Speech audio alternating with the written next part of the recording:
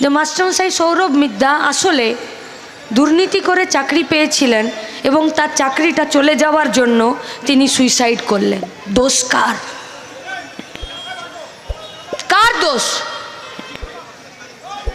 হ্যাঁ, যার নাম প্যানেলে উঠেছিল, যিনি চাকরিটা পেয়েছিলেন, সেই চাকরির পিছনে দুর্নীতি ছিল, সেই চাকরির পিছনে অস্বচ্ছতা ছিল, তার চাকরি চলে গেছে। হ্যাঁ, দোষটা তার। তার বাইরে সিস্টেমের দোষ নেই।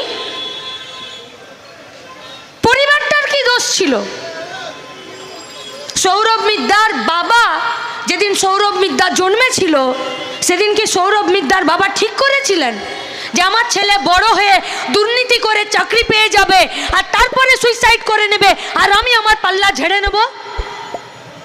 সৌরভ মিদ্যার পরিবার, সৌরভ মিদ্যার মা, এই আপনাদের